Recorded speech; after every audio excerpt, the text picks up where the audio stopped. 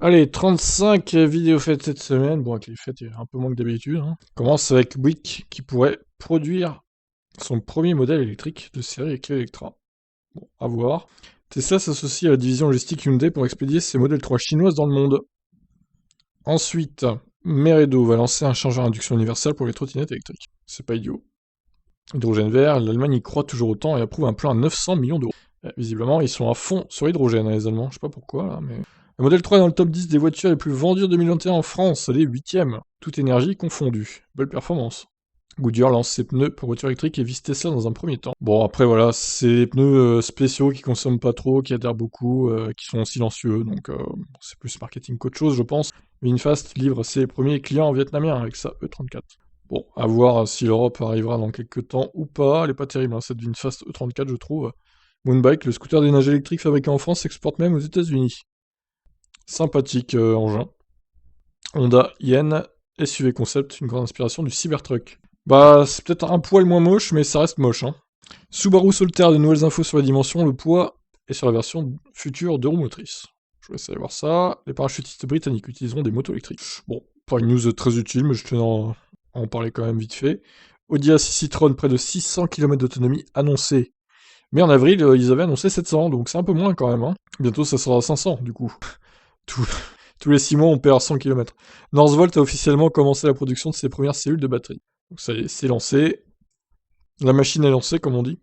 À partir de mars 2022, des changements auront lieu au niveau des publicités automobiles. Donc en gros, il faudra qu'ils promeuvent aussi le covoiturage, les trottinettes électriques, etc. dans leurs pubs. Qu'ils fassent une sorte de disclaimer, en fait. J'ai hâte de voir ce que ça va donner. Tesla, des retours mitigés concernant la mise à jour de Noël V11 2021.44.25.2. Il y a des gens qui sont pas très contents du changement dans les menus, etc. Moi, je suis pas possesseur de Tesla, je sais pas trop ce que ça donne, mais dites-moi en commentaire, de toute façon.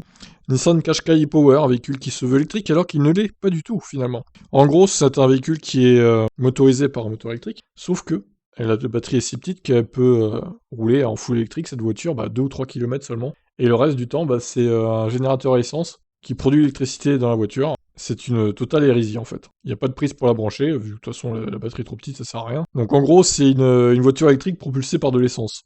Voilà comment on peut résumer cet engin de mort. Dommage, parce qu'elle est jolie la voiture. Aïe aïe, Nissan, c'est pas comme ça que vous allez évoluer.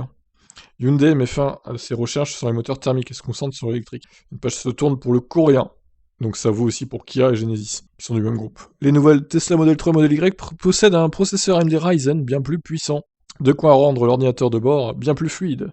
D'ailleurs, ils ont chronométré, c'est beaucoup plus rapide, les accès au menu, etc. Une grosse mise à jour de l'autopilote Tesla en Europe est prévue pour mars 2022 apparemment, selon Musk sur Twitter. Bon, attention avec les délais dits par Musk, ça peut très bien être juin ou juillet plutôt, on verra. Almaz Antai-Ineva, un fabricant de missiles russe, se lance dans la voiture électrique. Bon, voilà, magnifique. L'utilitaire électrique d'Amazon et Rivian se dévoile en vidéo. C'est un gros engin quand même. Tesla, un rappel massif de Model 3 Model S, plus de 400 000 véhicules concernés, aux États-Unis seulement, pour le moment. Très bien, écoutez, à voir ce que ça va donner, ce fameux rappel. C'est pas des problèmes très graves, mais bon, c'est quand même beaucoup de véhicules rappelés. Waymo présente un robot taxi électrique autonome et sans aucun volant. Bof, bof. La marque Genesis du groupe Hyundai suspend tous ses projets de voitures à hydrogène. Un problème au niveau de la nouvelle pile à combustible apparemment. Voilà qui est pas très rassurant. Une Tesla Roadster de 2011 avec seulement 2000 km est disponible aux enchères aux États-Unis. Les prix s'envolent pour cette voiture de collection qui vont atteindre à peu près plus de 100 000 euros. J'avais déjà vu d'ailleurs sur le Bon Coin des modèles Roadster comme ça il y a quelques. En 2019, je crois que j'en avais vu. Elles étaient autour de 60-65 000 euros. Quand même assez cher. Sachant qu'elles sont un petit peu dépassées technologiquement maintenant. Surprise, le nombre de 100 000 bornes de recherche prévues pour fin 2021 n'a pas été atteint. Ça alors? Étonnant, non?